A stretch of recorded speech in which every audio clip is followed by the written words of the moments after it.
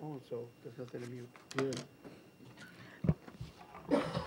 Good evening, everyone. We're ready to begin tonight's October 23rd, 2018 City of Gardena Regular City Council meeting. Madam City Clerk, will you call the roll, please? Madam Mayor, noting the presence of all council members. Okay, thank you. Tonight we had no closed session. We're going to begin first with the Pledge of Allegiance, which will be led tonight by Gia Williams and Vincent Martinez. Immediately following that, if you can continue standing for our invocation, which will be led by the Reverend Brad Hart. So please stand, everyone.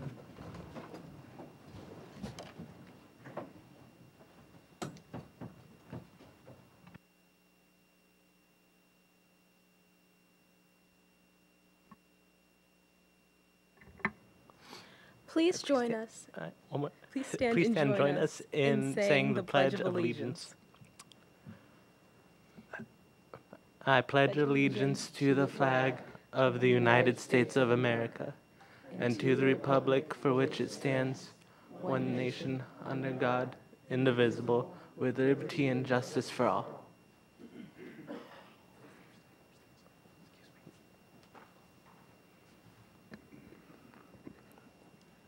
Let's close our eyes and bow our heads for a time of prayer. Father in heaven, we come to you in the name of Jesus. We thank you, Lord, for this night.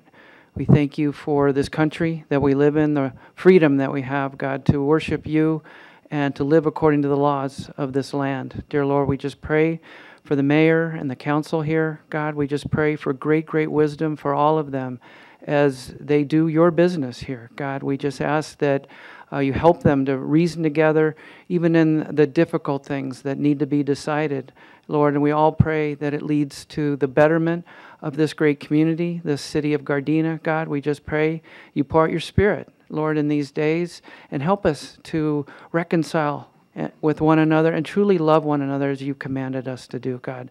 So go before us. Again, give us great wisdom and knit our hearts together, God, in this great cause to serve this community, we pray. In Jesus' name, amen. You may be seated. If I could have our two pledgers please come back to the front. So tonight's Pledge of Allegiance was led by two students. The first one was Teranice Gia Williams, who is a 12th grader at Pacific Lutheran Junior and Senior High School, whose principal is Mr. Lucas Fitzgerald. Gia is the school student body president and a member of the National Honor Society and the yearbook editor. Also tonight, the Pledge of Allegiance was led by Mr. Vincent Martinez, who was also a 12th grader. He's an outstanding student at the school and is a resident of Gardena. So we're going to begin with Gia. Gia, you can face us here.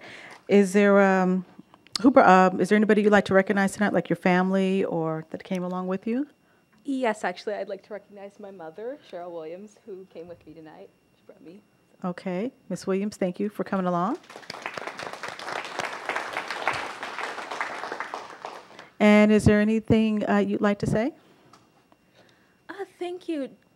First of all, thank you, all of you, for inviting us to be here tonight. It's a great honor to get to stand here and to do the pledges and to be a part of this. I do want to thank also my vice principal slash counselor, Ms. Flatt, for being here and for giving us this opportunity tonight. Oh, well, thank you. Thank you as well for coming out tonight. Okay, also, Vincent Martinez, is there anything you'd like to say or recognize any family members who brought you tonight? Yeah. I just want to mainly thank my mom, Sandra Martinez, who brought me out here. Where is she at? Oh, she's right there. Okay, Mom, let's give her a round of applause. Yeah, a real nice person. I'd like to thank also Ms. Flatt. She told me about this opportunity, and at first I wasn't too thrilled about it, but then she egged me on and was like, all right, that sounds fun. She made it sound good to me, so I appreciate that a lot. And just everyone that made it possible for me to be here today. I'm grateful, and everyone that will have me here tonight too. So thank you for that. All right, thank you. Okay, well, you guys can take your seats, and again, thank you for leading us in the pledge. You guys did a great job. Also, if we could have the Reverend Hart come back to the front. Tonight's invocation was led by the Reverend Brad Hart, who is the pastor at Calvary Chapel, South Bay, which is located at 19300 South Vermont Avenue. Brad Hart, currently a pastor at Calvary Chapel, South Bay, has served in several ministries there. He leads a home fellowship with his lovely wife, Margaret. They reside in Gardena and have 4 sons, 1 daughter, and 6 grandchildren. Reverend Hart, would you like to say anything? And you can just hit that red button on the right. It's just a privilege to address this body and pray for you all. And we actually think of you often and just ask that the Lord give you wisdom and in your duties here, because we know it's not an easy job and you have very tough decisions to make. So just know that we're praying for you. Well, thank you. Thank you very much. Everyone give them a round of applause as well. So next, we're going to recognize our military veteran here. It's our new custom that we recognize a veteran here in the city of Gardena. So tonight, we will be honoring Mr. Richard Luna. And before I read his bio, he was selected by Councilmember Dan Medina. And Councilmember, would you like to say anything before I read his bio? Yes, I'm very honored and privileged to nominate Richard Luna. He not only is he a veteran, but he's also volunteers in the city in more ways than people realize. And when I tell people that he owns the Looney Bin, they think I'm crazy, but he does. His idea came from his last name, which is Luna, and he sells a lot of antiques, old Coke bottles, old Shirley Temple dolls, stuff like that. And he carries that unique wisdom of back in the day to the way he serves in our community. He serves as a volunteer, as you can tell by his uniform in just a few minutes. But he also tries to donate anything he can for the community and do the best he can. And it took me almost 6 months to get him to fill out the form, but finally got it done. And he's here, and I'm very honored and very privileged to have him be recognized today.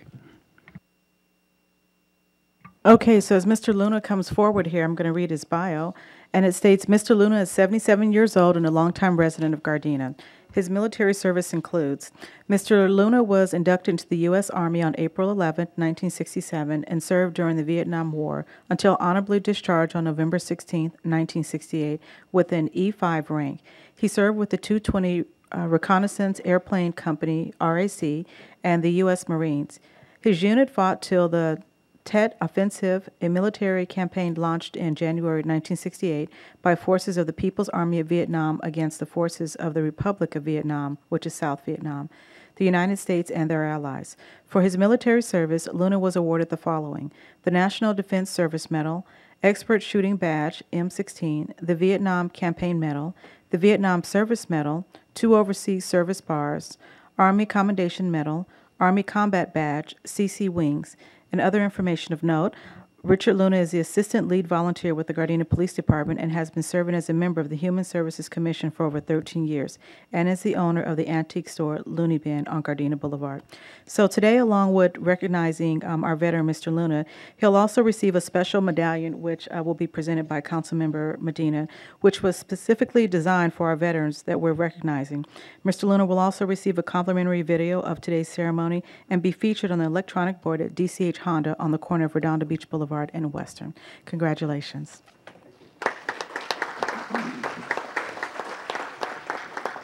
Mr. Luna, would you like to say anything? You can just hit the red button on the right there. I don't remember that I did all that. And for some reason, I'm lost for words. That's the first time. But anyway, I want to thank Mr. Medina. He's always been a mentor to me.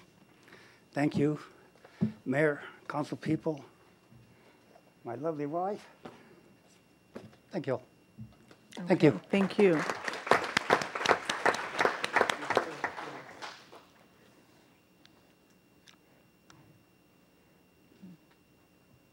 Very proud to say that I'm also a Vietnam veteran, and from one memory to another, we did this.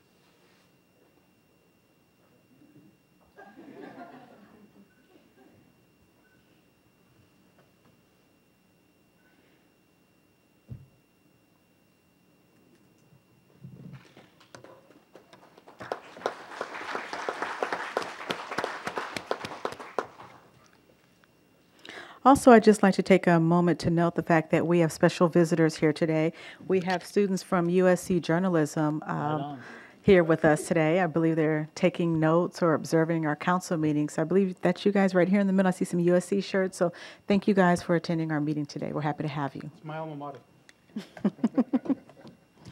Okay, so let's move on here to appointments. Does any member of the council have any appointments to be made to any commissions, committees, boards, or council at this time? If not, let's move on to the consent calendar. Does any member of the council wish to discuss any items on the consent calendar separately? If not, can I get a motion to approve the consent calendar as is? So moved. So, second. Madam City Clerk, there was a motion made by Mayor Pro Tem Tanaka and a second by Councilmember Medina. Will you call the roll, please? Mayor Pro Tem Tanaka. Yes. Councilmember Medina. Yes. Councilmember Henderson. Yes. Councilmember Cascanian. Yes. Mayor Serta. Yes. Moving forward here, just want a quick note here. The Planning and Environmental Quality Commission meeting on October 16th was canceled. So we're going to move on to oral communications. We have 2 speakers tonight. Just want to remind everybody that you are limited to 3 minutes. When you see this yellow light come on, it alerts you that your 2 minutes are up. When the red light comes on, it alerts you that your 3 minutes are up. And I just appreciate your cooperation in advance for just respecting our time limits here. So our first speaker tonight is Ms. Emma Baptiste.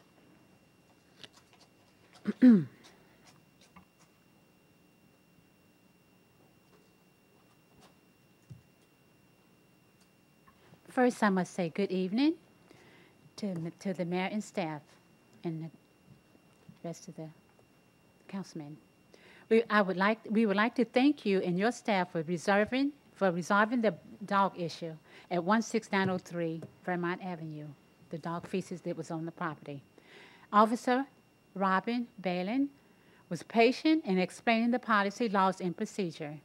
She kept us informed, and the dog have been removed from the property owner at 16903 South Vermont Avenue, Gardena, California.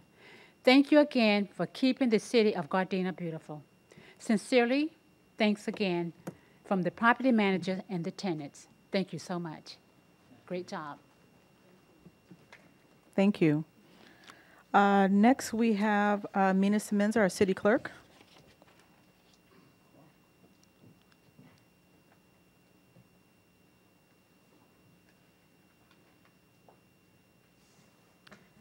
Thank you, Honorable Mayor and City Council.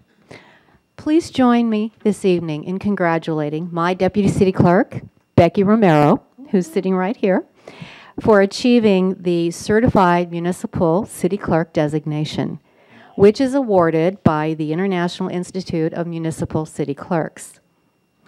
Doing this demanding coursework while continuing her full-time position took a lot of effort and dedication.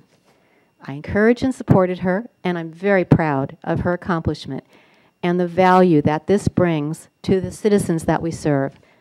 Congratulations, Becky.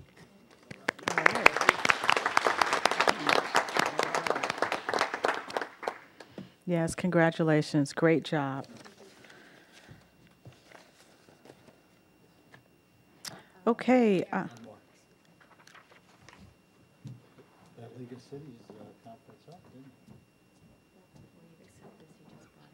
I'll take it.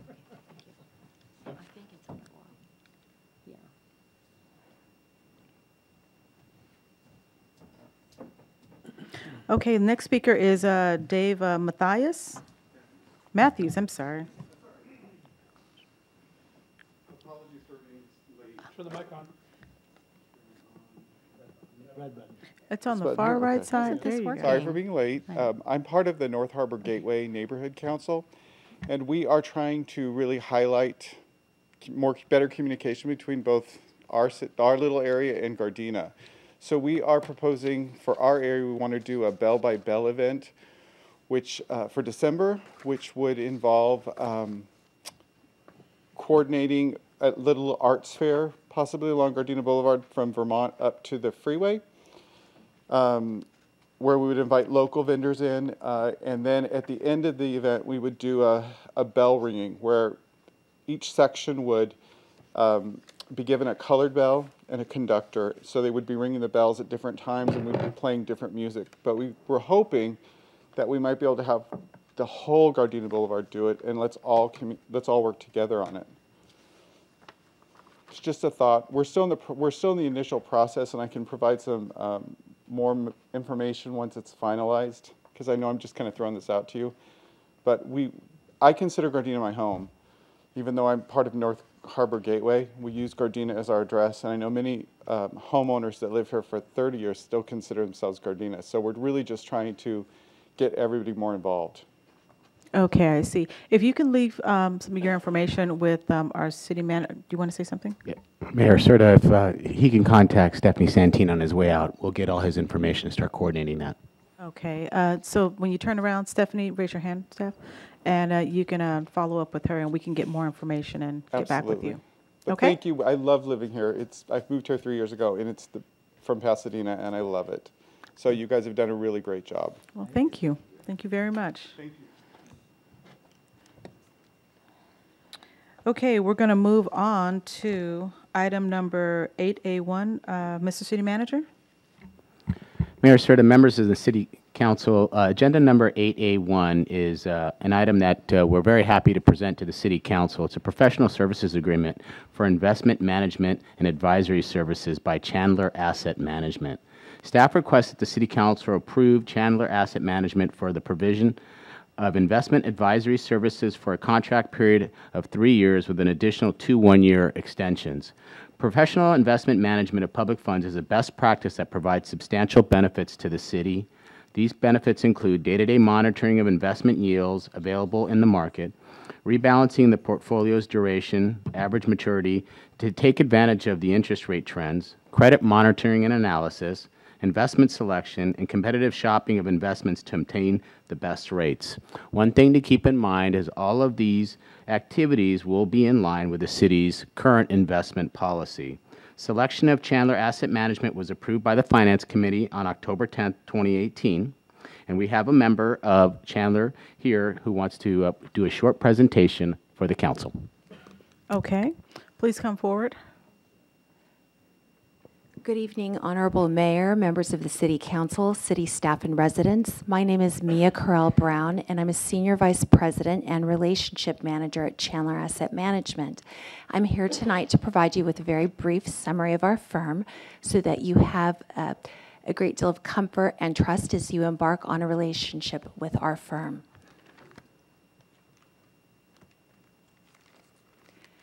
So in partnering with Chandler Asset Management, we know that this is a big step for the city, as you typically in the past have worked with an elected treasurer and a small pool of investment broker-dealers. Working with Chandler, you will work directly with a team of 30 and a direct team of 4 individuals assigned to meet the needs of the city. Your lead portfolio manager, Jason Schmidt, is a CFA, a shareholder in the firm, and has 24 years of industry experience. He's been at our firm for over 22 years. Jeff Probst, who's also a CFA, Vice President Portfolio Manager, has over 8 years of industry experience and 6 years working at Chandler. I myself have been in the industry for over 21 years on the client service side, working with many public agencies, over 100 here in California, and have been at Chandler now for 15 years. And then pictured to the right is Nicole Dragoo. She is our Chief Compliance Officer and Chief Operations Officer. She is also a shareholder in the firm and has over 16 years of experience working at Chandler. So just to give you a brief update of who we are and how we came to be, Chandler Asset Management is an employee-owned and independent firm registered with the SEC. We are a California-based firm, which means we're a local provider, and your portfolio will be serviced and managed from our headquarters in San Diego, California. What's important to note about us is that we are independent. We do not have any ties to banking, brokerage, or financial advisory services. We focus solely on managing conservative fixed income portfolios for our clients. Today, we were founded in 1988, and that 30 years ago. Today, Chandler manages over $16.2 billion in assets for clients who share very similar objectives for safety, liquidity, and finally yield. We are prepared to provide and create a customized investment program that will reflect not only the California Government State Code, but the City of Gardena's investment objectives and goals. And we will do this in conjunction with the city's staff. More importantly, you'll benefit from access to our portfolio management team, and you'll be able to call on us to answer any questions that you may have. We will also be coming out here on a quarterly basis to meet with staff and to make presentations to councils so that you have complete updates on your investment program. And again, we are prepared to create an optimal investment program, working with you on each aspect, from full-time management of the investments within your portfolio to ensuring compliance with regulations and the city's investment policy. We will be monitoring all of the credit and underlying credit within those investment industries and reporting that back to staff on a quarterly basis. We are also going to work very closely with your team to prepare monthly and quarterly reports to provide transparency and, more important, save staff time. And we have significant relationships with many of your neighbors and peers and manage portfolios for approximately 120 California public agencies. Right here in the Los Angeles area, we serve as the investment advisor to the City of Beverly Hills, as well as manage the portfolio for the Alameda Corridor Transportation Authority, the City of Long Beach, City of La Mirada, and the Los Angeles County Metropolitan Transportation Authority. In Orange County, we are the preferred provider in managing over 16 public agency portfolios for our neighbors just down the 405. And we work very closely with Costa Mesa, Newport Beach, and the toll roads or transportation corridor agencies, just to name a few clients. Our investment approach is going to be one that is conservative, but that will add value and optimize the portfolio for the city of Gardena. So we're going to work with staff to segment the portfolio to ensure that you have sufficient liquidity to fund your operating and day-to-day needs, as well as create a reserve portfolio to add value to those longer-term savings that you might not want to touch for a period of 5 or more years. And these are two examples of some of the most frequently used strategies by our public agency clients. You'll see the limited maturity off to the left. That has a duration of a little more than 1.5 years, and the average market yield of that portfolio today is 2.57. You'll see that it's rated AA+ by S&P, and that it's a well-diversified portfolio from the maturity distribution perspective, as well as from the sector allocation. So you'll have a portfolio that's invested in treasuries, agencies, some medium-term notes, and other asset classes available per the California Government State Code. We also offer a longer duration strategy that is a little more volatile in that it has a higher duration, so it is slightly more sensitive to interest rate fluctuations. We would encourage the city to consider that perhaps once the Fed has finished or completed the interest rate rising rate cycle. And we do foresee that rates will rise again, likely in December, if not in the beginning of the year. So we would encourage the city to start in a conservative manner and look to grow the portfolio as time progresses. And I'd like to talk to you very briefly about results of strategies that Chandler provides for their clients. And this is just an example here on page 10 of a $20 million investment. So 10 years ago, had the city invested all of their assets in LAIF, which is a pool run by the California State Treasurer's Office. It is a short portfolio. It has a duration of about half a year.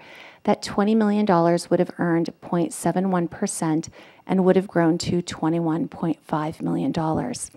Had the city invested that same dollar amount into Chandler's limited maturity strategy, you would have invested in a slightly higher duration of about 1 year and 3/4. That same portfolio would have earned 1.58% over a 10-year period, and today would be worth $23.4 million, or an almost additional $2 million net of fees, net of the fee that Chandler would be charging to the city. And finally, if you were to take on a little more of a duration bet, investing out to an average of 2.4 years, that same portfolio would have earned 2.06% and would have grown to $24.5 million for an additional monetary growth of $3 million, which would significantly impact the citizens of Gardena as well as staff, adding to maybe pay down PERS obligations or fund other needs for the city. Last but not least, we know that the city's finance department is small. There have been changes, so we look forward to providing continuity of the investment program by providing monthly reports that will be available on the third business day following each month end. Quarterly reports will be provided to staff automatically, as well as sit-down face-to-face meetings with your investment team. We are also going to monitor compliance in your portfolio daily and report that formally to you as part of your monthly and quarterly reporting package. Last but not least, we know that it's getting to the time where auditors are coming in and city staff is working on CAFRs. We will create GASB 40 and 72 reports to facilitate that process. This is a sample here of what the compliance report looks like that you will start to receive after working with us for one full complete month. And why hire Chandler? It's our expertise. We've been managing portfolios for public agency clients for over 30 years. We are independent, so we don't have any ties to banking, brokerage, or financial advisory services. We share your fiduciary duty and sit on the same side of the desk as you. And our process, we have designed proprietary processes to really create a no-surprise environment when it comes to performance. And we will customize an investment program that really meets the policies and objectives of the city, and we will do so utilizing a team approach to provide the continuity and care that the City of Gardena's investment program deserves. So I'm available to answer any questions that you might have. I know we covered a lot very quickly. Okay, thank you for that. Mayor Pro Tem. So, listening to what you just said, when did you first come to the city and offer your services? To be completely frank, I myself have come with many staff members probably over the last 15 years when Kathy and Zai was here, and with Margaret, and knowing her over the years with CMTA. So we have actually been coming to the city well over a dozen years. And we've never asked for your help? And the city has, the process was never moved forward. Okay, so I think what I heard you tell me, or tell us, yes, we lost a lot of money. Potentially, yes. We could have managed the portfolio for the city in a very safe, conservative manner and added significant value to your bottom line. What's the bottom line? $3 to $4 million. Okay, thank you. Yes. Any other questions? So, Mr. City Manager? I just have a couple things to add for my report. Okay. Before we take that. Just so that the City Council knows, as well as the public, the selection process did include a release of an RFP. There were three different organizations that submitted for the RFP. The RFP was scored and weighted for responsiveness to the RFP and understanding of the engagement agreement, which was 10%, the firm's experience, approach, and performance, which was 40%, the assigned personnel was 25%, and the fees. Chandler scored #1 with an actual 100% rating, and they were the cheapest in terms of cost. So at this point, what is appropriate is the City Council is to approve the agreement with Chandler Asset Management. Okay. Any other questions or comments? Go ahead, Councilmember Henderson. Thank you, Madam Mayor. In regards to the availability of reporting online, will city staff be able to, at any given point before a meeting, quarterly meeting, go online and look at our portfolio and study it and different things like that? Yes, absolutely. And I should have mentioned that, in fact, We recently created Chandler's Portal 2.0 version, and so you have enhancements to your enhancements to the access, and will be able to download your portfolio up to the previous business day. There's also a repository of statements available, so all of your monthly history will be at the fingertips of finance staff, council members if you'd like to see that. It also gives you the ability to publish reports very easily online so that if you want to share that information with your constituents, you're able to do so. Thank you. Wow, pretty impressive. One question I have for the city manager. Will the Chandler Company be present at finance meetings, or will they just have their information available to us at our finance meetings? I think both options are available. If we give them proper notice, I'm sure they'd be happy to attend, but they certainly will provide us all the information and reports that we were just discussed. Okay, I see. So, for instance, if they weren't able to attend, our finance people will be able to answer any questions that we have in regards to that. Yes, as you well know, Mayor, as the chair, the information that we provide in terms of investment information is somewhat limited. You're going to see a completely different level of transparency and understanding about our investments. Okay, I think it sounds good. So if there are no other questions here, I'd like to make a motion to approve this agreement. Can I get a second? So moved. Okay. Madam City Clerk, there was a motion made by myself and a second by Mayor Pro Tem Tanaka. Will you call the roll, please? Mayor Serta. Yes. Mayor Pro Tem Tanaka. Yes. Councilmember Medina. Yes. Councilmember Henderson. Yes. Councilmember Kaskanian. Yes. Okay. And thank you again for that presentation. It's very nice. Next, we're going to move on to item number 8B1. Mr. City Manager. Mayor Serta, members of the City Council, agenda number 8B1 is ordinance number 1797, amending Chapter 8.20 of the Gardena Municipal Code related to solid waste and recycling collection and disposal, and amending Section 18.42130 relating to refuse enclosures. Staff recommends that the City Council introduce ordinance 1797, which amends Chapter 8.20 relating to solid waste and recycling collection disposal, and amends Section 18.42130 of the code relating to refuse enclosures to cross-reference Chapter 8.2 of our code. The ordinance was initially introduced on May 8th as ordinance number 1794. After introduction, it was determined that Section 18.42130 needed to be amended to eliminate contradictory provisions and provide a cross-reference back to that Chapter 8.20. Chapter 8.20 makes amendments to comply with new restrictions on cities related to solid waste and recycling collection and disposal, and have been imposed by CalRecycle, a state agency. The required diversion requirements for construction demolition waste are now included as part of 11 of the California Building Standard Codes, or the California Green Code. Ordinance number 1797 will bring the city's solid waste and recycling codes up to date to reflect the new state requirement. The language, which included the city's annexed area, has been eliminated because it's no longer relevant to our code. What is required is to introduce ordinance number 1797. There is no fiscal impact. Okay, thank you. Does any member of the council have any questions or comments on this? If not, can I get a member to introduce ordinance number 1797? I'm sorry? My apologies. You had a question or comment?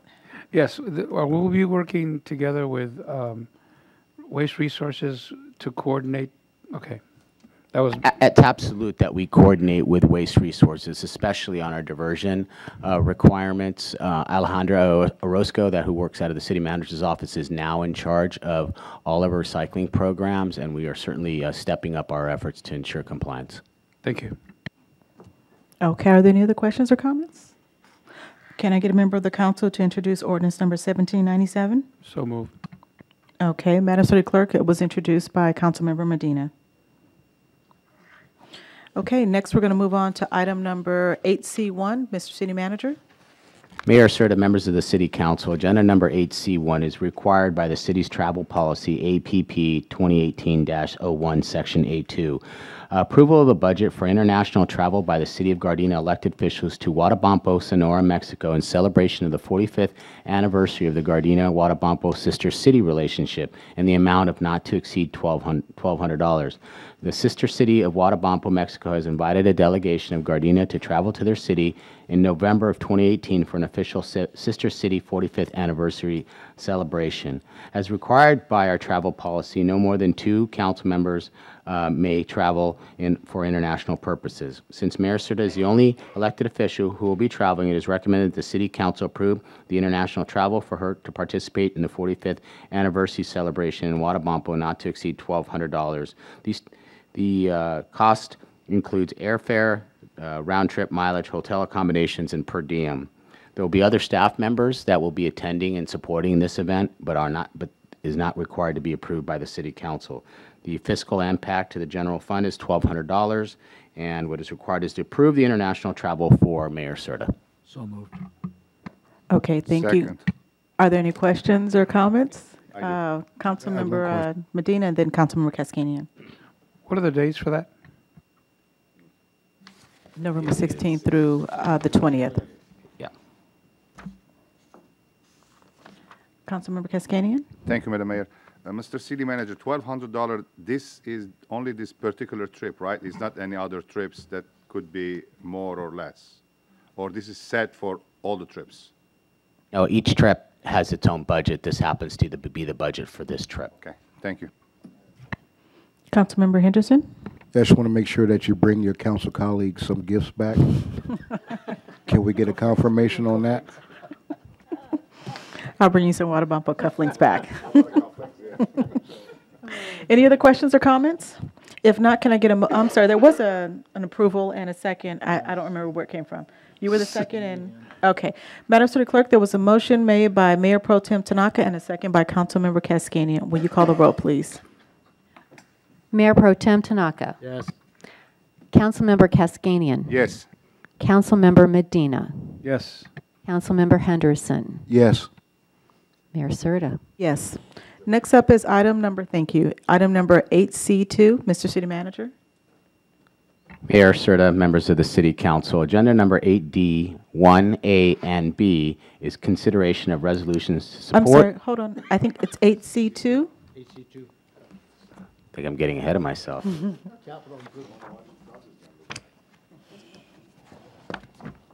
My attempt to shorten the meeting, Mayor. All right. Agenda item 8C2 is the City of Gardena's fourth quarter capital improvement plan update. I do have a presentation. It's, although being a very short one, to go over for the City Council.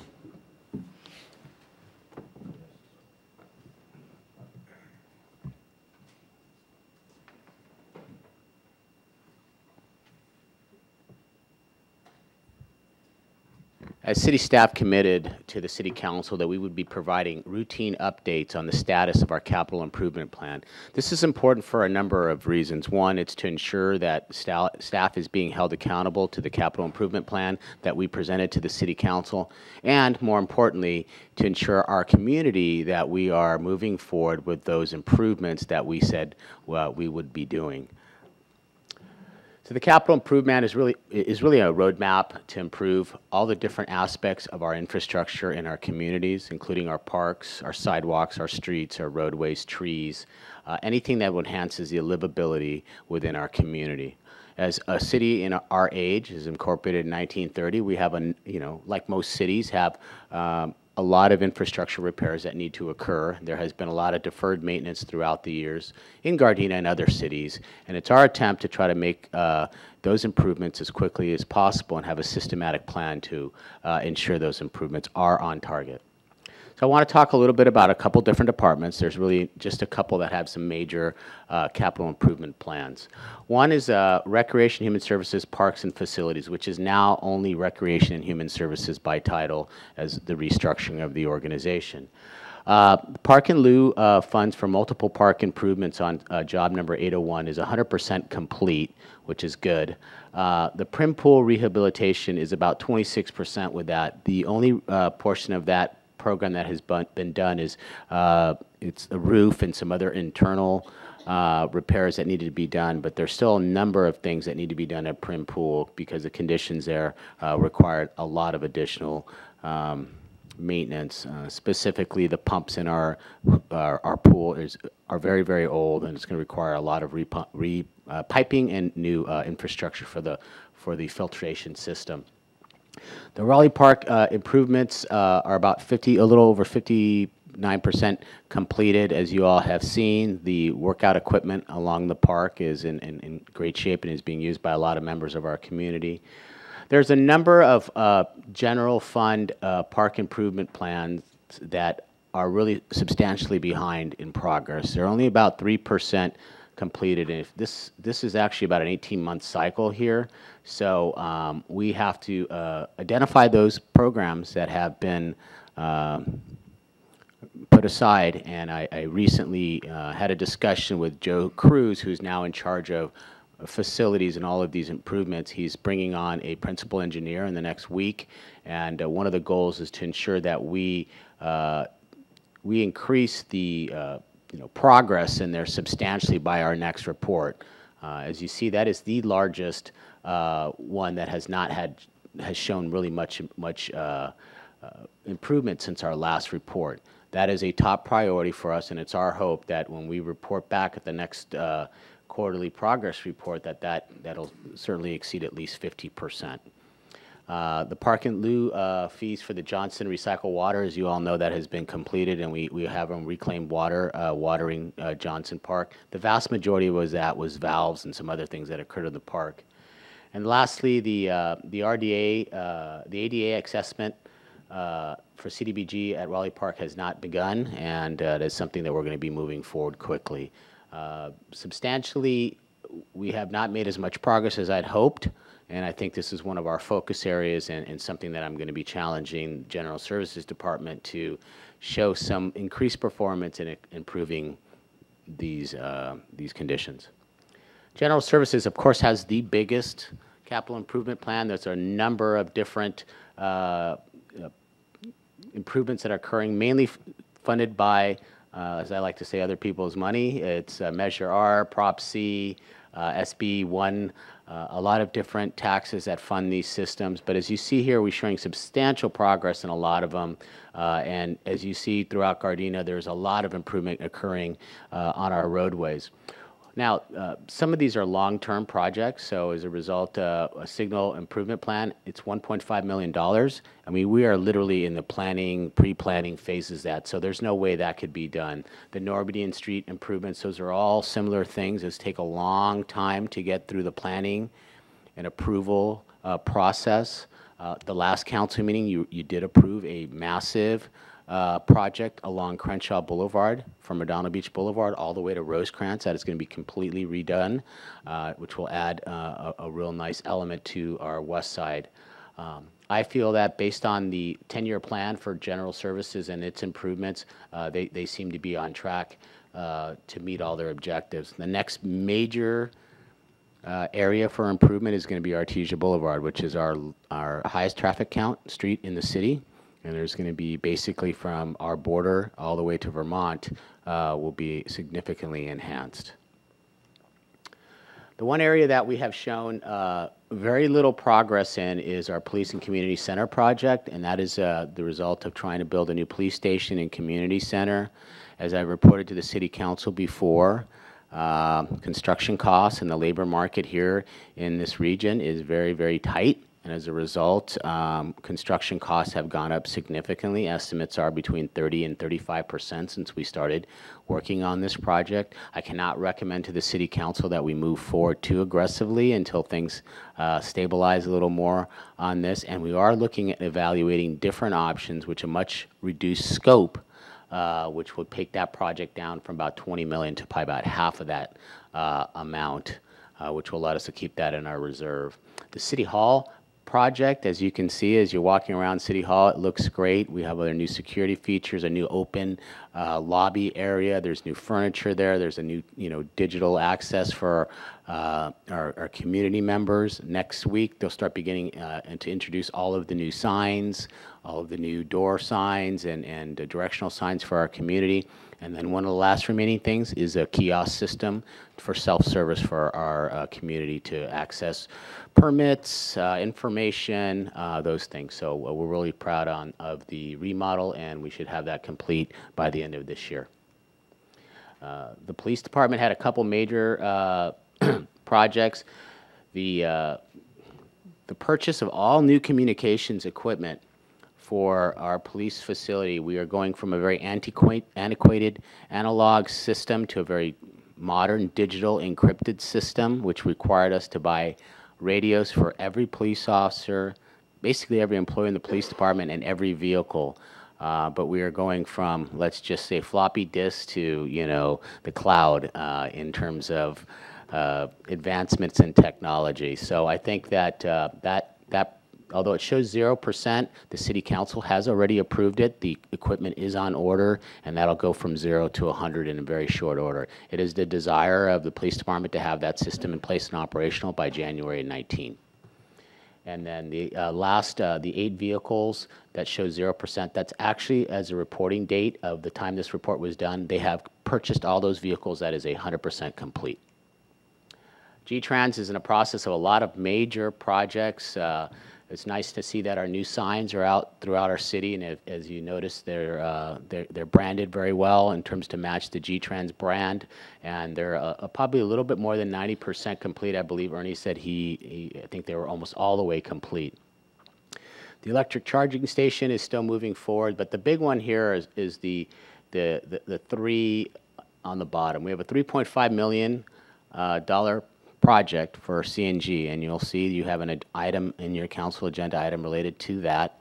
As you all recall, we are going to be going to a hybrid fleet. We're going to have electric vehicles, and we're going to have compressed natural gas vehicles. We have the infrastructure we don't have any infrastructure for both of those, so those all have to be created. We're talking about high volume CNG filling stations. We're also talking about significant improvements to the ability to charge electrical buses and to have solar power and battery systems to keep our power local, so we can draw from that to recharge our buses. And then the other exciting thing is a bus signal and computer-aided dispatch system.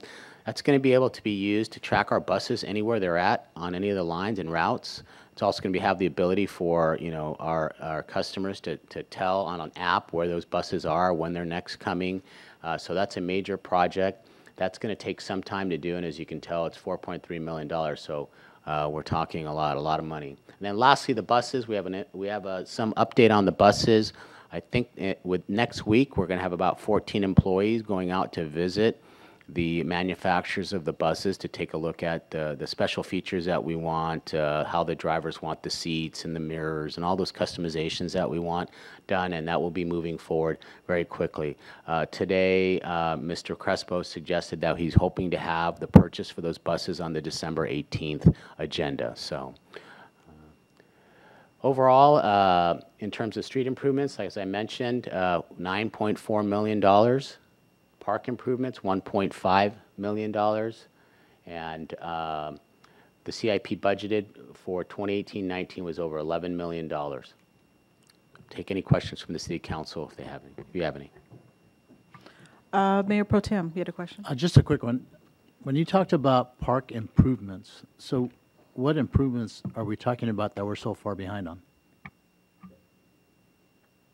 Mayor Pro Tem, there's a laundry list of improvements throughout all of the parks that were just, some of which has been a result of staffing issues. We had a manager that was in charge of those programs who retired. And quite frankly, the Recreation Human Services Department was not in the best position to really move forward with doing those projects. That's something that requires some real technical skills that is better suited for engineers and people who understand the public bidding and government contracting procedures. So that is really right in line with what General Services does every day. Every time we do a roadway improvement, they know how to put it out to bid. They know how to write the bids. They know how to evaluate the bids. They know how to award the contracts. They know how to do the reporting, all of those things. It's difficult when you have a department that's running recreation, human services, and that's really not in line with, running big, major capital improvements. So that's why we realigned that, and I know under Director Cruz's leadership, based on his background, he will be able to do a much better job on that, just because that's his skill set, and he is an engineer. So Joe has a lot of work to catch up on. He does. Councilmember Henderson? Thank you, Madam Mayor. Mr. City Manager, in that laundry list, are the tennis courts also included in that laundry list? Please. I hear a lot about the tennis courts.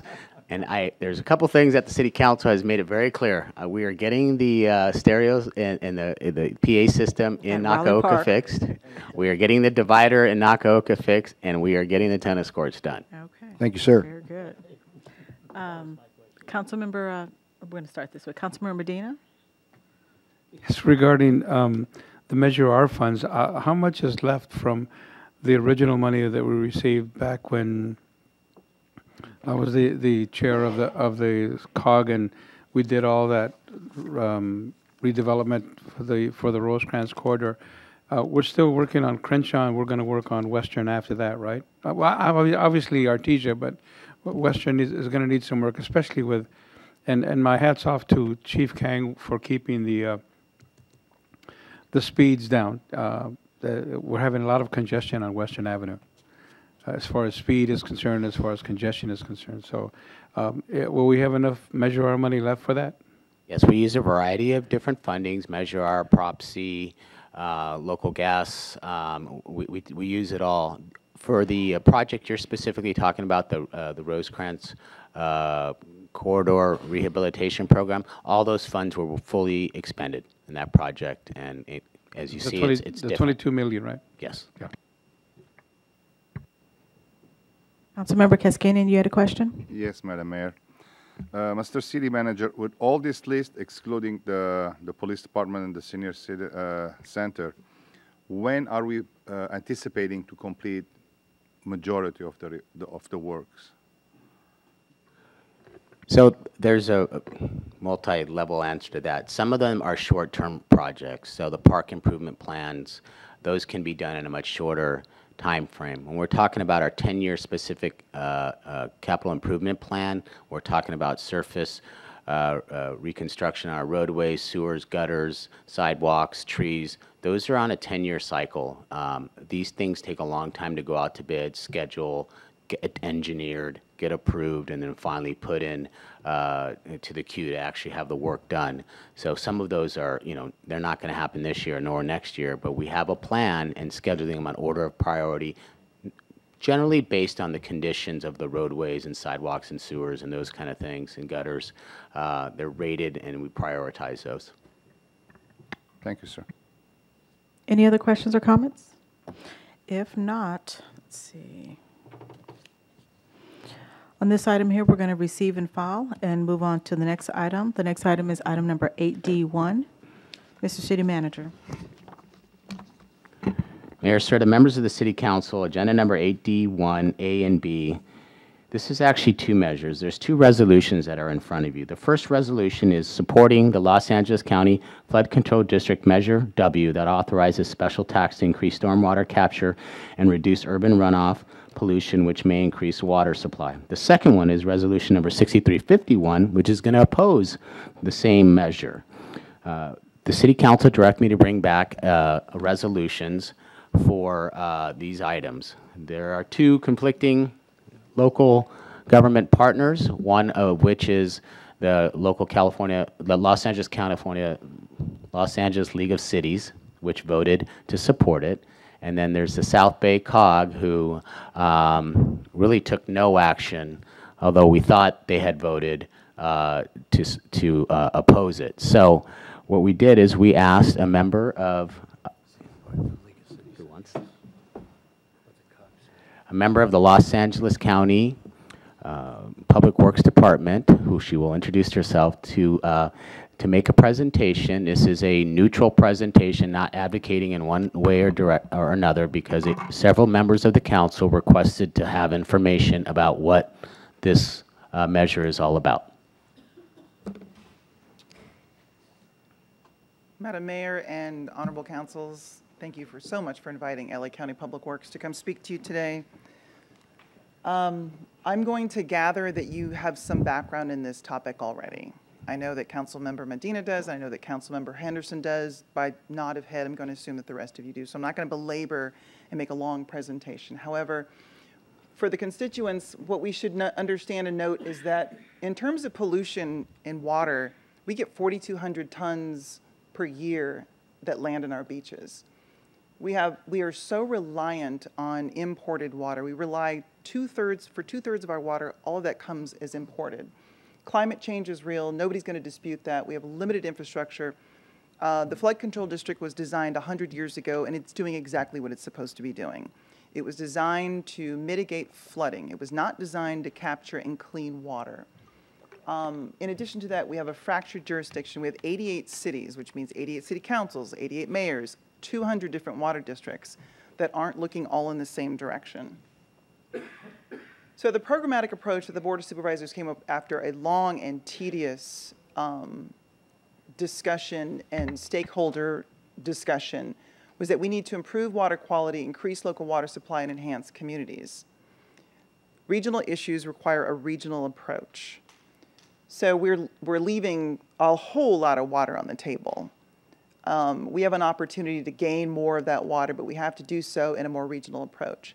So the approach is this. It's 2.5 cents per square foot of impermeable area, and impermeable simply means that the area that would sheet down, let's say, for example, on this platform and roll off and take whatever with it into our storm drains, into our catch basins. And I noticed that in the previous presentation there were a few stormwater-related projects that this type of money could go for. $300 million annual revenue is what's anticipated. Is it going to solve the entire problem? Absolutely not. But we're going to have to put something on it. To do nothing is to be irresponsible. And just so you know, today's not about persuading you in one direction or the other, but it certainly is about educating you and supplementing whatever your current knowledge is. These would be watershed-based projects. They would be both local and regional projects. The program, the financials breaks down this way. It goes a 50-40-10 split. 50% goes to a regional program, which cities all have access to. Ideally, it's about regional watersheds. There are 9 of them. You are part of one, if not part of more than one. And so you would have access and opportunity to participate in submitting for projects for that regional pot of money. That would be the $150 million per year. The next pot of money is probably a little more influential to most cities. That's the 40%, and that goes directly back to the city. It's not a grant. You don't have to ask for it. It's an automatic check that comes back to the city. There's maximum flexibility with this, and there's absolute local control of the funds. The only requirement is that you focus on water quality and or capture. It doesn't have to be one, it doesn't have to be both, but it needs to be one or the other. The interesting part about this is that there is funding for existing activities. So say, for example, I use street sweeping. Street sweeping probably comes from your general fund, or if you have a transportation fund, it comes from there. You can use up to 30% of this new 40% money that you didn't have before for your street sweeping, because we all know, like there's just one of you. We all know that when you sweep the streets, you help take pollutants out of the street that go into the catch basins, into the storm drains, back to the ocean. And then the 10% goes back to the flood control district. And of this is focused towards educational programs, regional studies, which again, you still have access to. So let's say, for example, you wanted to engage the flood control district going, you know what, I want to do a workforce training specifically targeted towards stormwater capture or construction work in stormwater. Can you help us? Yes, we can. We want you, flood control district, to manage some of our projects. Can you do this? Yes, we can. Administration of those 9 different bodies, those 9 different regional bodies, that's also what will be happening. Like I said, educational programs, regional studies, workforce training, and the such. Just so we understand, impermeable area, again, means area that is concrete where water can't permeate. So your front yard, it can permeate. Your backyard, as long as it's not concrete, it can. But the areas, for example, vegetation, soil, we did some land cover surveys and LIDAR. So if you think sonar, you think sound waves. LIDAR is light waves. So we used flyovers, we used assessor maps, and we used LIDAR to pick up what the actual impermeable areas look like on your property. And it came up that at least those are 98% accurate. And so you're saying, well, what about the 2% that might not be accurate? So we've established that there are going to be able to be credits and exemptions for this. So for example, your public properties, your government properties will be exempt. Your low-income seniors will be exempt. There's a question about, well, you know, what do you mean by low-income seniors? Well, I mean, whatever the state defines as low-income is most likely what we're going to be going towards. But it's not going to be a question of if they will or not. They will be. It's a question of what's the threshold, if it's state or federal. If I'm going too fast, by all means, let me know. It gets a little cold in here. Cold makes me talk fast. So these are some examples of projects. Let me see if I have oh, great. So the top one here. Oh, thank you. I was wondering why the picture was so beautiful. So the Elmer Avenue Green Street is a smaller project. It's a $1.7 million project. If you're looking to the left, you see sidewalk. To the left of that, you see street. If you look to the right, you see a boulder, and then you see some other rocks. So what happens is rain comes down. It comes down through those little rocks. It gets cleaned naturally, because that's kind of the way the earth is designed, to percolate and clean naturally. Then it goes into the storm drain. Then it's a lot cleaner. The idea with complying with your MS4 permit is the more you can capture and clean, the more compliant you can be with your MS4 permit. And as we all know, we all have now MS4 permit, which Mother County used to be the permittee. Now you have 88 other different permittees. We're responsible for us, you're responsible for you, but we're still here to help you. So the Dominguez Gap Wetlands project is a much larger project. I'd say, golly, I forget the price tag. It's a double-digit million-dollar project. But again, it's designed, if you can kind of see the reflection of the light, that reflection of the light is the reflection of water. Water needs to be in a great big area. It then sits there, it percolates down, and then replenishes the aquifer underneath. So Bassett High School is interesting. And if I didn't mention, so I said government agencies are exempt, as are schools and nonprofits. So you're saying, well, wait a minute, if they're exempt, why would you do a project here? Because they're ripe for a project. If you take a school and you literally roll up the surface, and off to the left to the bottom corner, you see what looks almost like some old Roman figure. Those are actually giant concrete cisterns. We stick those underneath, you roll the top back with the soil, rain percolates in and down and gets cleaned, and then it gets stored in those cisterns.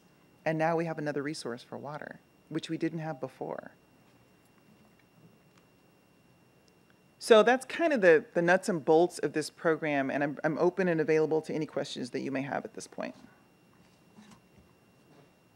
Okay, thank you for that presentation. Councilmember Medina.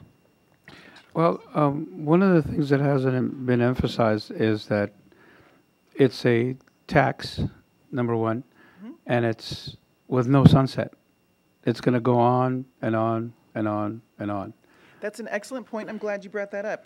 There's no official sunset. However, as part of the project, which you can read at safecleanwaterla.org. I have. In that document, I think that you would have seen, excuse me, that you would have seen that at the end of 30 years, the sitting board is required by this legislation to re-examine what the need is for the county. So well, either they will continue as it is, they can decrease it, or they can increase it, but the only way they can increase it is if they go back to the voters. Well, that's one of the reasons why I brought it up, because it's a tax that apparently apartment owners will not eat the whole tax. They're going to pass it on down to their renters. And again, it's a never-ending, as the verbiage says on that form, until it's voted in by the voters who or voted out, like we're doing with a tax, the gas tax. We're repealing it because people said, eh. And the reality is, a lot of people don't realize that this water tax is ongoing, and the only way you can stop it from doing that is by voting it out again. Second thing is, when it comes to the system, and this is brought up as a gag, but if you wanted to, you could always just paint your sidewalk green, and they'll think it's permeable because of the way the satellites got. And granted, it's not going to fly, but it can happen. And I'm glad that you're bringing up the fact that seniors will be exempt. But what about the seniors who are living in apartments that are going to get that rent increase? Because if you have an apartment complex that covers X amount of property, that property owner will be taxed accordingly, and he's not going to, or she will not absorb the tax. They'll pass it on to the renters, and that's one of the things that is an ongoing problem. And last but not least, when you're talking about systems that contain the water, the city of Huntington Park had a 30,000-gallon thing underneath the ground at the basketball courts, and because it's an unfunded mandate, the state won't pay for any damages. In the case of Huntington Park, they had a 10-foot sinkhole that was where the water was, and the city of Huntington Park had to pay for it. The state cannot do anything because it's unfunded. So those are great points, and I hope that I can remember It's them not a all. question, it's just a statement. Oh, do you not want me to address them then? Yes, please. Okay. Yes, So yes. the Huntington Park piece, if they had damage to a program or process that they put in, they would now have, what they don't have right now is that 40% money that they could then remediate with, right? So would it be a funded mandate or an unfunded mandate? At this juncture, I'm not sure what it is per Okay. city, per state, per county. But they certainly would have money available to them to remediate that they would not have prior to. Okay, the reason I'm bringing that up is because the city of San Diego sued the state of California. Because yes, and they won, because it was an unfunded mandate. Again, part of the MS4, which is the EWIMPs, or Enhanced Water Management Programs. And that's one of the things that this city is in litigation against the Water Quality Board. Probably won't find out till sometime in the middle of November after people have voted. The point is that it's an unfunded mandate, and until that gets clarified when the people voted in, it's kind of like putting it's kind of like the tail wagging the dog. You have to make sure that it is either funded or unfunded, and if it's funded, it's great, but on the premise that it's not, we have problems. I think the idea behind this is that this becomes to make it funded. This takes a step in the right direction to make it funded.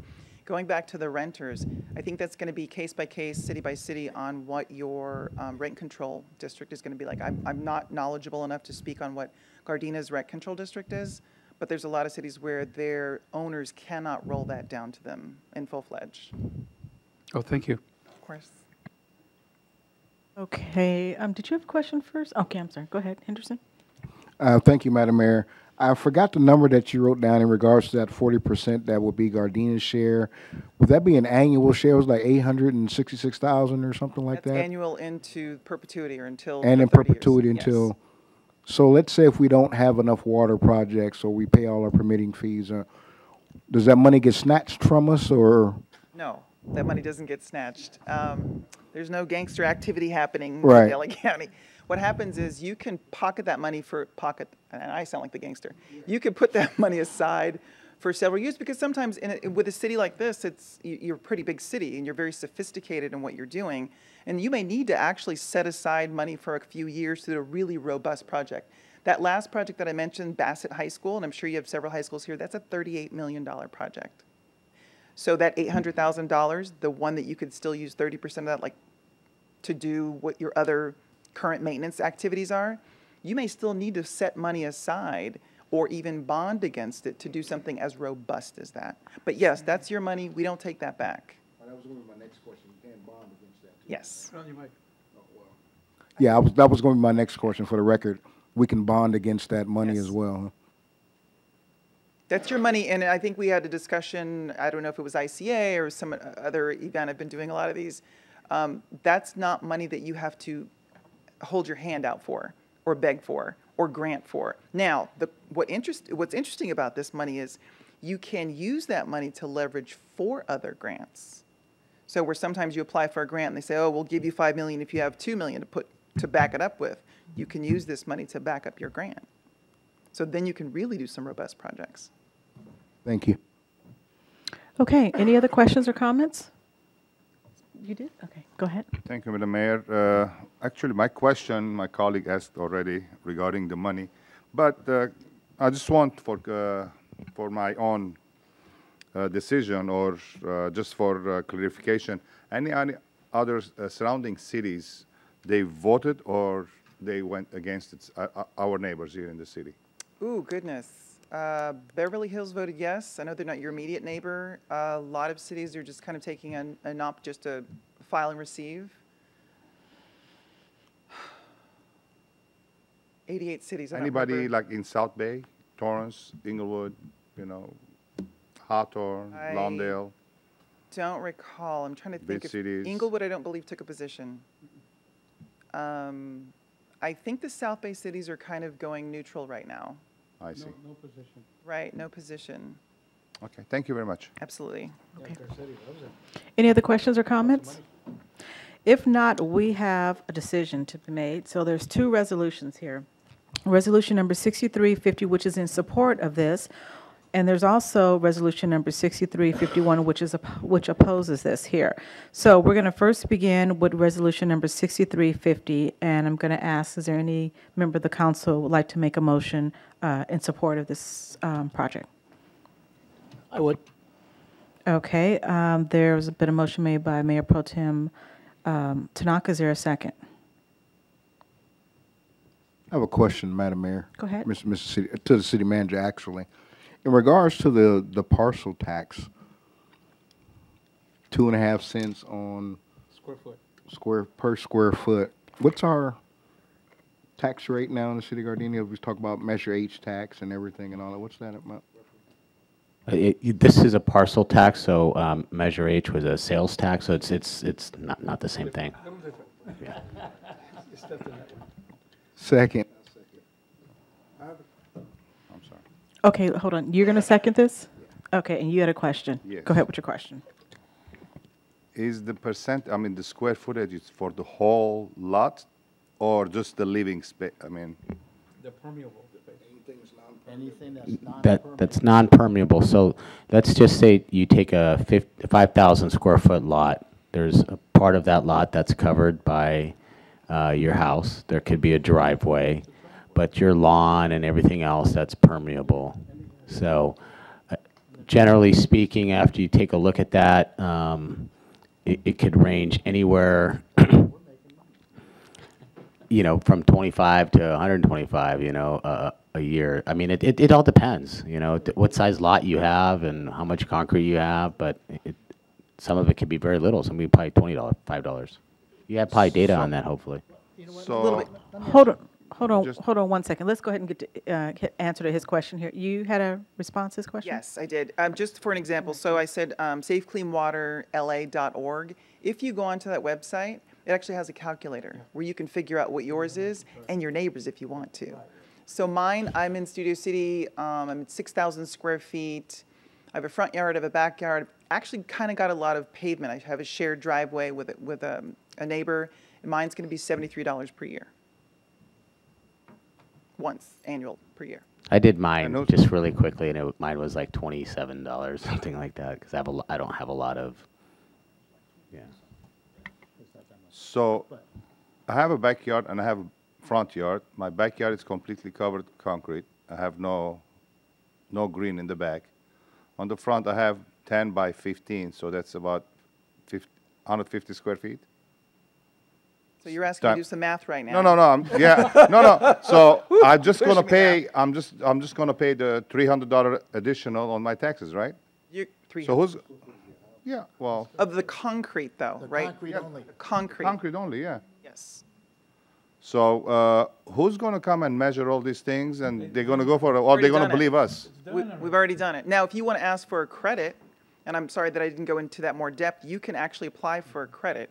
So, for example, Councilmember Medina made a point about what if there was an error and somebody spray painted, I don't know who would do this, but if somebody spray painted their concrete green. This is not Inglewood. And so you say, you know what, this is not accurate. You can actually apply for a credit for more accuracy. If you actually put in what we call permeable concrete. Some people back in the day, maybe the last 3 or 4 years when water conservation was a big deal, they were pulling out their concrete, they were putting in pavers. If you put in pavers, the areas in between those pavers allows that concrete to be permeable. So that counts in your favor.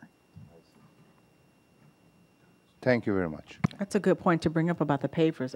Mayor Pro Tem. So I attended Mayor Garcetti's, when he brought this up, and I'm not sure if it was you, but there was somebody there was talking about this measure, and that if you think that you have an issue with non-permeable, you could actually fix that. You could change it, Yes, and then you get the credit. that is correct. Okay. Before you take your seat, what's the website where you can calculate that? safecleanwaterla.org. And don't give up. It's not the greatest website in the world, but it's definitely there. You can find it. Okay. Okay, thank I you. will leave presentations and my business cards at the back, so if you need anything else or staff or anybody wants to You can follow up. actually leave it with this gentleman right here. Okay. Any other questions or comments? We do have a motion here that was made by Mayor Pro Tem Tanaka and second by Councilmember Henderson that was in support of resolution number 6350. Madam City Clerk, will you call the roll? Mayor Pro Tem Tanaka, Yes. Councilmember Henderson, Yes. Councilmember Medina, No. Councilmember Henderson. I'm sorry, Cascanian, Yes. and Mayor Serta. Yes. Now, I have a quick point of clarification for the city attorney. Because it's a second resolution, do we all have to go through that and vote no on that, or we just let it go? Okay, great. Okay, thank you. Okay, so next we're going to move on to item number 8F1, Mr. City Manager. Mayor, Serta, members of the City Council, agenda number 8F1 is resolution number 6349, is approval of the amendment number 1 to local agreement number CCTR 8076 with the California Department of Education for fiscal year 2018-19.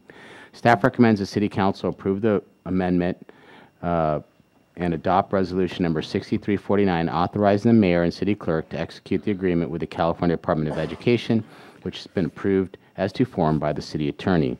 This amendment provides additional funding to the Gardena Family Child Care Program, or we call it GFCC, and increases the current contract by $381,247 from $2,052,000 to $2,433,000, which reflects an increase in the payment of the standard reimbursement rate per child from $45.44 to $47.98.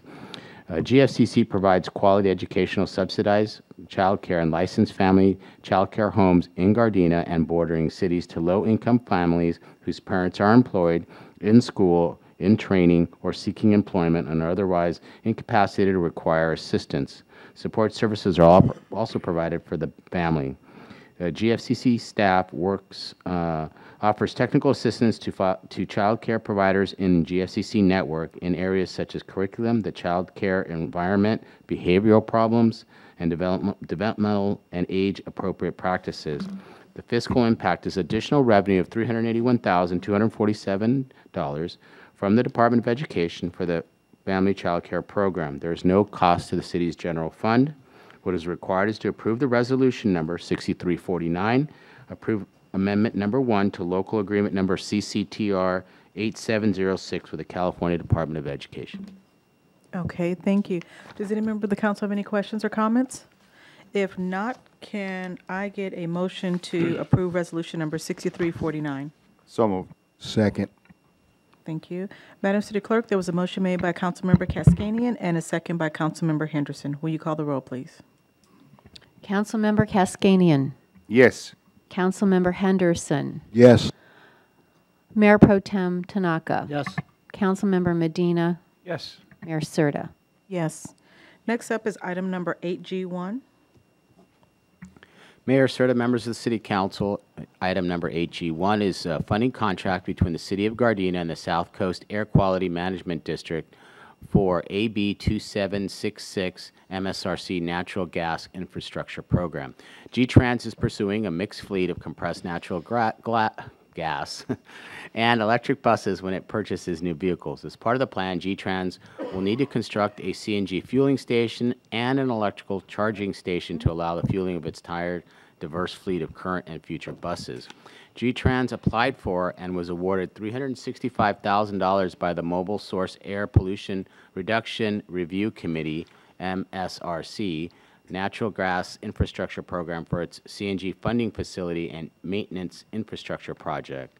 The project includes a purchase of CNG fueling equipment, maintenance facility modifications, and technical training in the preparation of this new propulsion equipment. The program is funded by dedicated AB 2766 fees, which are directed by the South Coast Air Quality Management District. As a condition of receiving the funds, G-Trans will be required to annually dispense at least 50% renewable natural gas and a minimum of 190,000 diesel gas equivalents of natural gas. G-Trans will provide training to at least 5 employees related to engine operations, natural gas-fueled engines, and natural gas-fueled system maintenance and troubleshooting. Staff recommends the City Council authorize the execution of the attached funding program with SCA AQMD for its project under the Natural Gas Infrastructure Program. G-Trans has existing funding under a federal grant specifically designated for its CNG fueling station and maintenance upgrade program. So these AQMD funds will be in support of this project. There is no impact to the general fund. The $365,000 does not pay for all of it. It is just a small portion of the entire infrastructure program. What is required is to approve the contract. Okay, thank you. Any questions or comments at this time? Okay, if not, can I get a motion to approve the contract? So moved. Second. Thank you. Madam City Clerk, there was a motion made by Mayor Pro Tem Tanaka and a second by Councilmember Kaskanian. Will you call the roll, please? Mayor Pro Tem, Yes. Councilmember Kaskanian, Yes. Councilmember Medina, Yes. Councilmember Henderson, Yes. Mayor Serta. Yes. Okay, next we're going to move on to council directives. Does any member of the council have any directives at this time? Councilmember Henderson? Thank you, Madam Mayor. Real quick question for the Finance Committee. Have there been any discussions in regards to setting up a depreciation schedule for our technology? I know we discussed that and everything. I wonder if we start talking about planning to do that.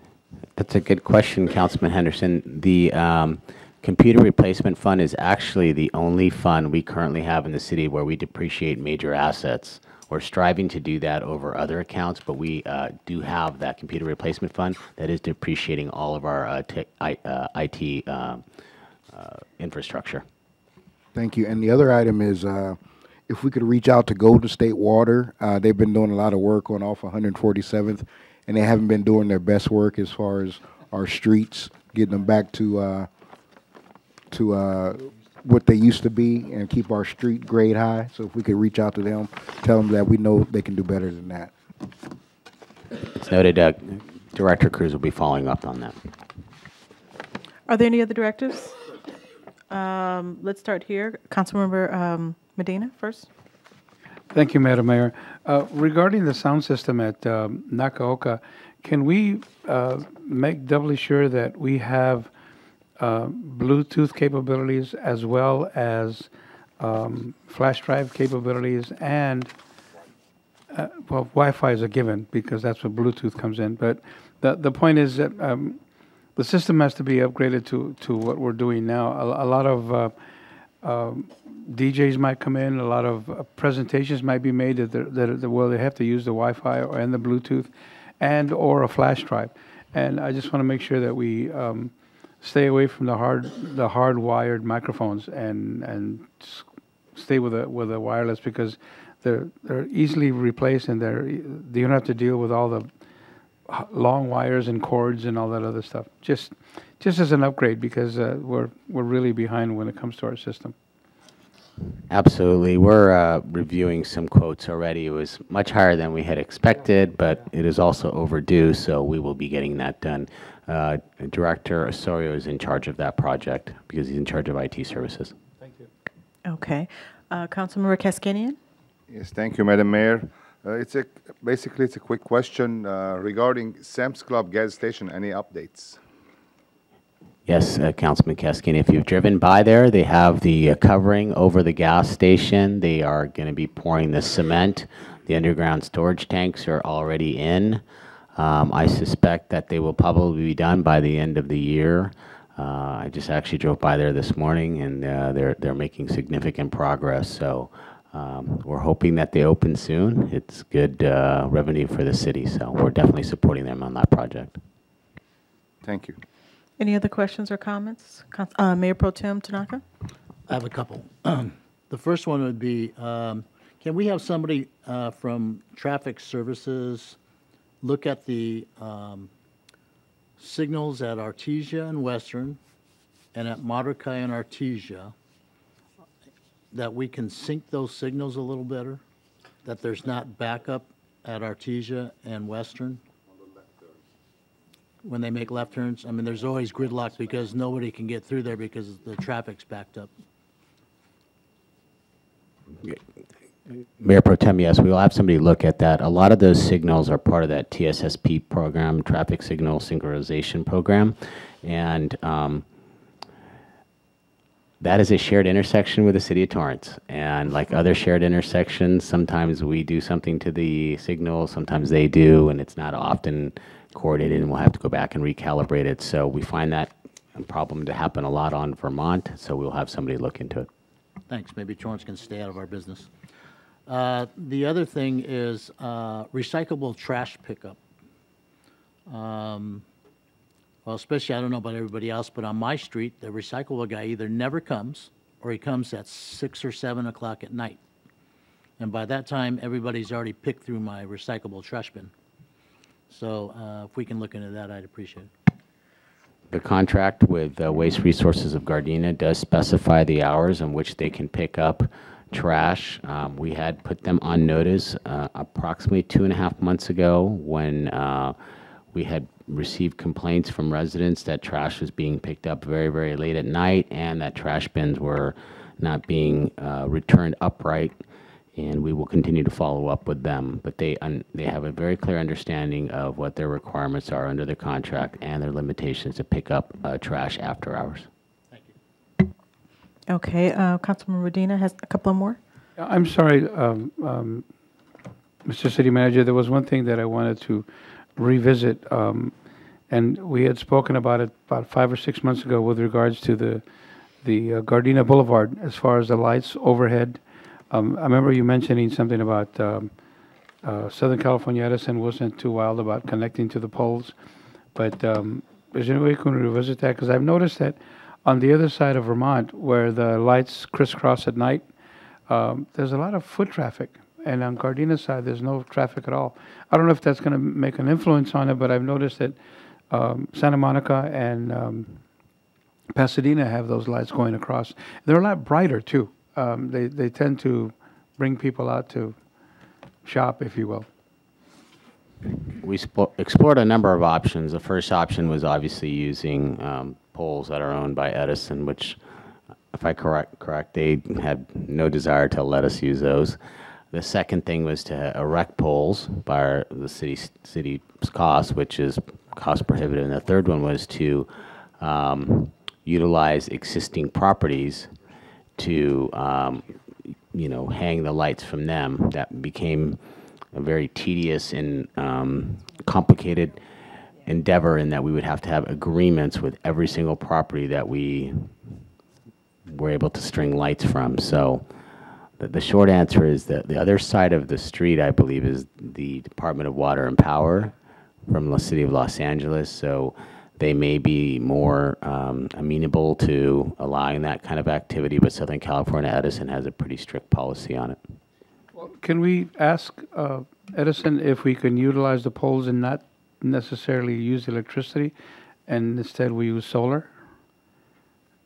I really don't believe the issue was about the power itself. They're going to make us pay for it, don't get me wrong. Nothing is for free.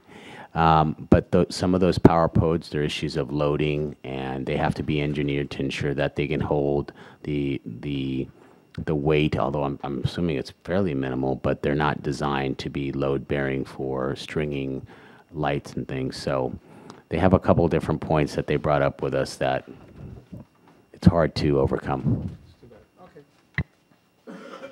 Okay, are there any other directives? I just have one, Mr. City Manager. If I could get some numbers for car counts for some of our major streets like El Segundo, Rosecrans, Marine, Redondo, Artesia, Vermont, and Crenshaw. Yes, Mayor, and I can provide that to all council. We have one already. It's updated, and we use it quite often with economic development. So I'm sure all the council has that. Thank you. That's all I need. Since there are no other council directives here, we have our city manager remarks and directives. Mayor Serta, members of the City Council, the directive to get the city manager's monthly report online and electronic. If you had not had an opportunity to look at it, it's in your package. I think it is very, very well done. Is certainly more graphic intensive, a lot of photos, and really it's worth reading, and it makes it interesting to reading. It's all prominently displayed on our website and accessible by all of our community. As we've been having a discussion about enhancing our performance management efforts here in the city, discussions with city staff and directors about using this as a benchmark to continue to market what we're doing for our community, showing the performance we are on towards reaching our strategic objectives and our strategic plan. So this is a very good step forward.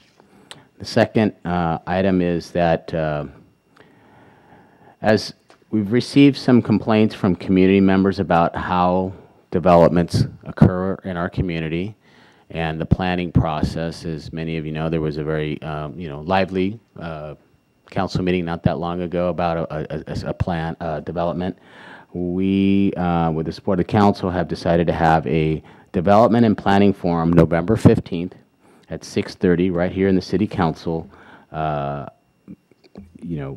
chambers to go over how the planning process, the building permitting process, notifications, land use, zoning for our community so they understand. One of the things that is brought up by many community members that come up here is like, why didn't I know?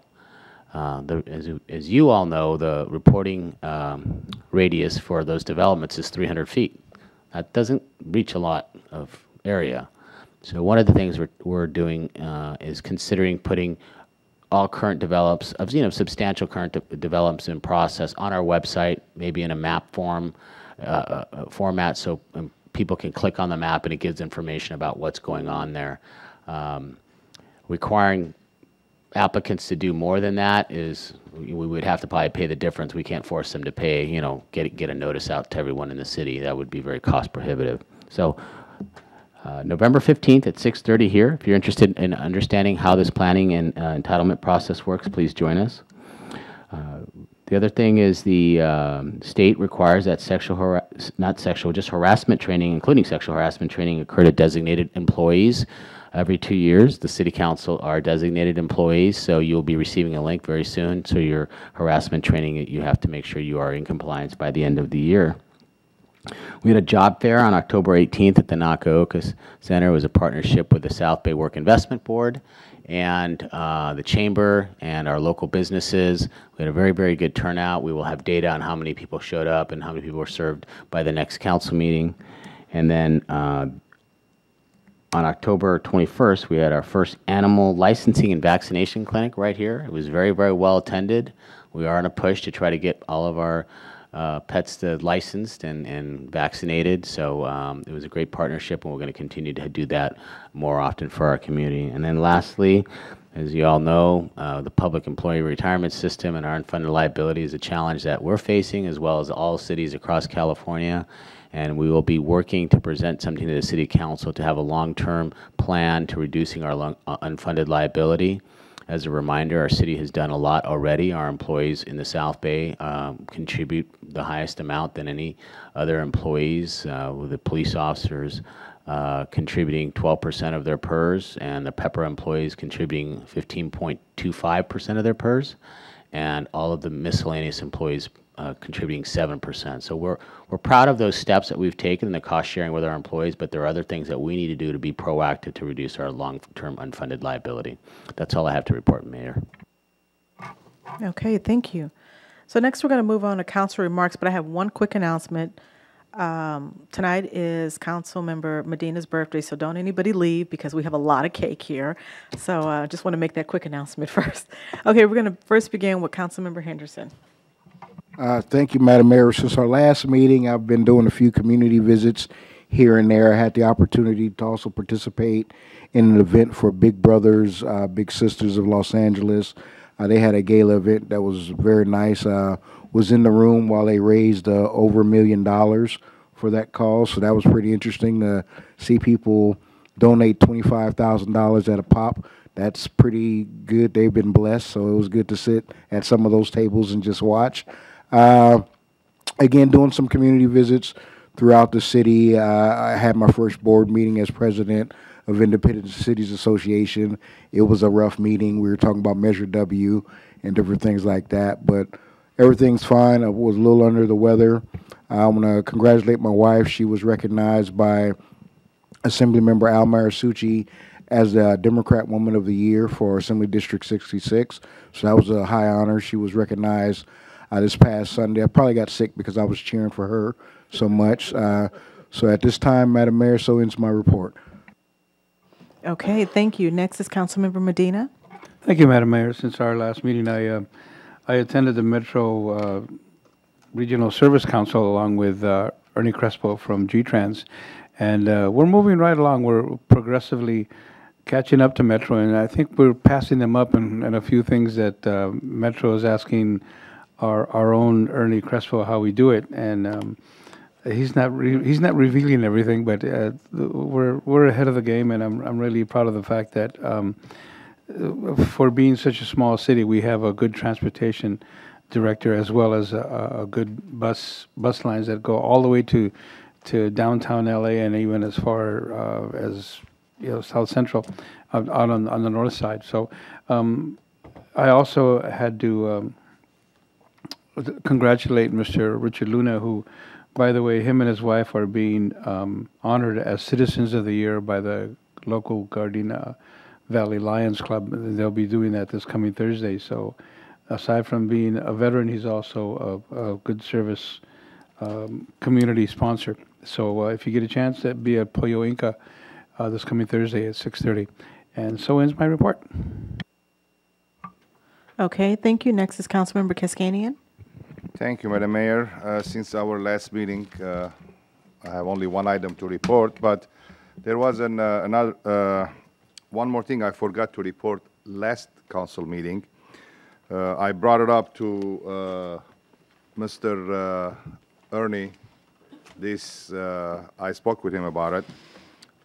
I was driving southbound on Western Avenue about 3 weeks ago, and Gardena bus line, G-Trans bus driver, he pulled over to the stop, where they stopped at the bus stop.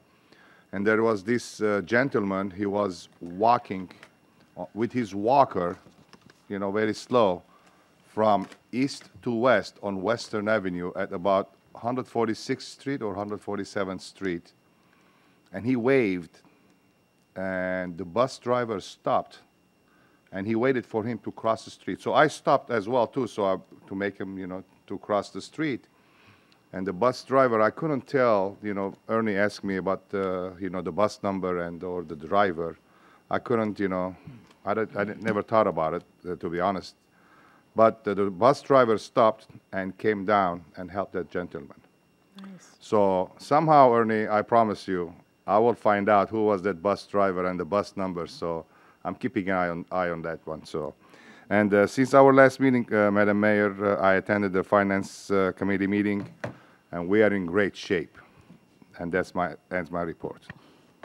Okay, thank you. And for myself, since the last council meeting, I too attended the finance meeting as Councilmember Medina said. Kaskanian said we're doing well. Also, since the last council meeting, I attended the Carson State of the City address, and it was very nice. They're doing a lot of building in the city of Carson, a lot of building there. New residential homes there, high-rise, type of condos, as well as a lot of businesses coming to that city. But I think we're doing really good in our city at the pace that we're going here, not too much or too little here. They had so much new development coming. It was actually kind of scary because it looked like the entire city was just going to change. But so that was nice to attend. And then also on that following Saturday, I attended a women's breast cancer awareness luncheon that was held in the city of Compton. Gardena residents had asked that I come and attend that, so I was very happy to be able to participate and support breast cancer awareness, because I believe this is Breast Cancer Awareness Month.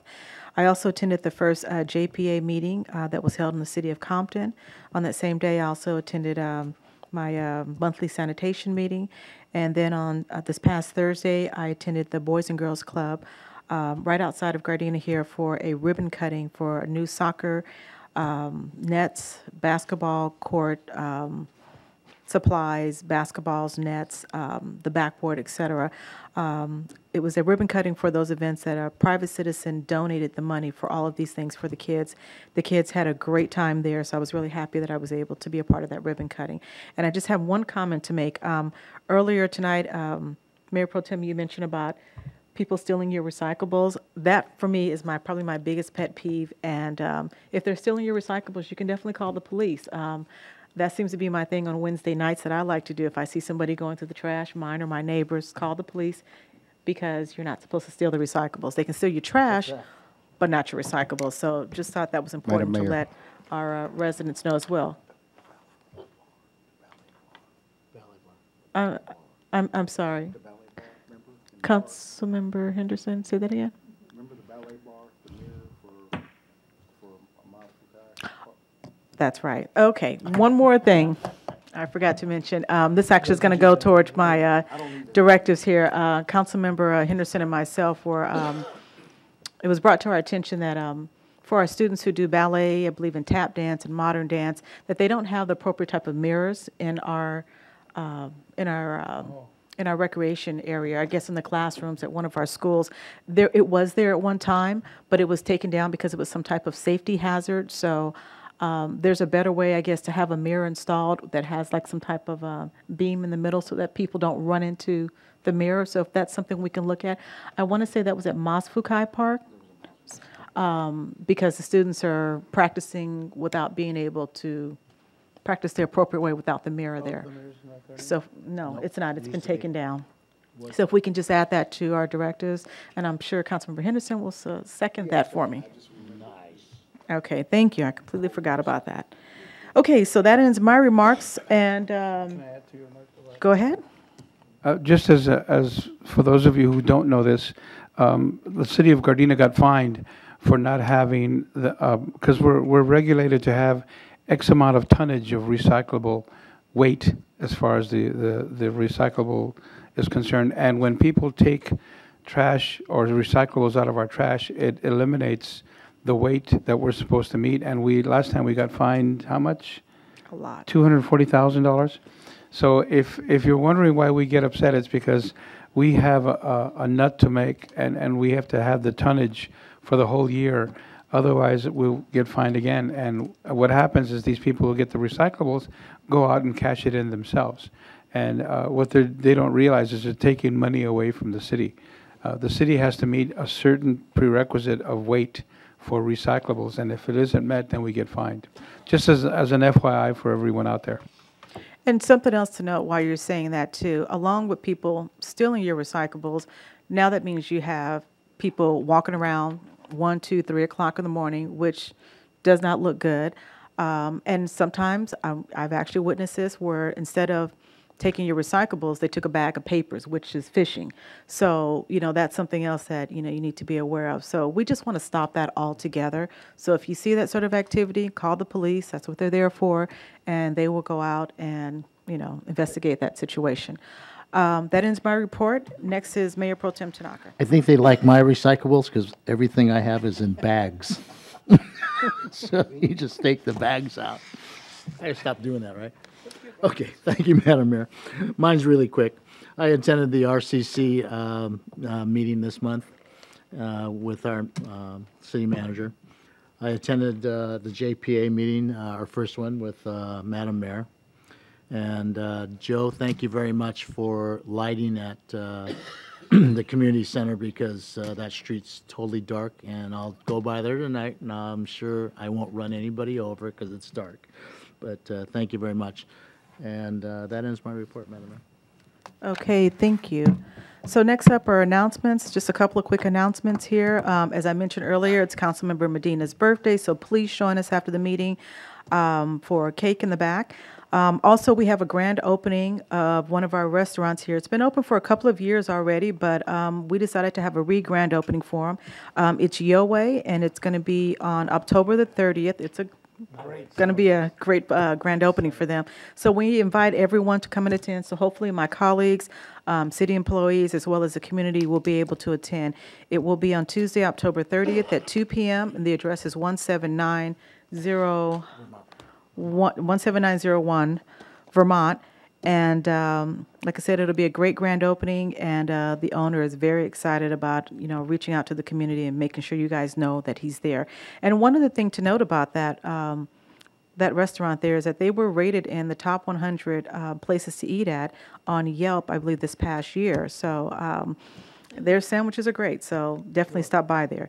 Also, we have another grand opening, Aldi's. I believe it's a grocery store. We'll be having their grand opening on November the 1st, and it will be at 8 o'clock in the morning. And for those of you who, I don't have the address in front of me, but it's where the Smart and Final used to be on Redondo Beach Boulevard. So it's now being replaced with Aldi's grocery store. So 8 a.m. on November 1st if you would like to attend. Also on November the 2nd, we'll have our senior health fair, which will be here at the Nakoka Community Center from 9 a.m. to 2 p.m. And then on October the 31st, we will have a couple of Halloween theme type of events going on at some of our parks. Raleigh Park and at Freeman Park, I believe the events begin at 6 p.m. And also Gardena Valley Baptist Church will have a Harvest Festival. And I don't have the information as far as what time, but I'm sure you can go on the church's website to see more information in regards to that. So next we're going to move on to our remembrances here. Tonight we're going to, I'm sorry? Veterans Day, the 11th, because we're going to have a council meeting afterwards. Okay, well, just if you want to do any pre-planning, we're going to have our Veterans Day ceremony this year on November the 11th, but I believe we'll have another council meeting before that to announce that again. Okay, so tonight we're going to move on to our remembrances. Tonight we're going to adjourn in memory of Mr. William Bill T. LeBeau, who was 91 years of age and a longtime resident of Gardena. He was a member of the Gardena Beautification Committee for over 12 years and the beloved father of home improvement lead person David LeBeau with the City of Gardena General Services Department. Yeah. We're also going to be adjourning in memory of Mr. Scott Moback, who was 52 years old, who along with his mother, Joni Moback, were volunteers at City of Gardena Senior Citizens Congregate meals and candlelight dinners. We're also going to be adjourning in memory of Mrs. Diane H. Slagle, who was 80 years of age, a resident of Gardena for 28 years, and a member of the Gardena Cymbidian Club, who was also their assistant news editor. We're also going to be adjourning in memory of Mrs. Ok-soon Lee, who was 93 years of age, a citizen of South Korea, and the beloved grandmother of Gardena Rent Mediation Board member Kai Young Park. So at this time, we're going to move to our adjournment. The Gardena City Council meeting will adjourn to our next regularly scheduled City Council meeting, which will be at 7 p.m. on Tuesday, November 13th. We are adjourned. It's after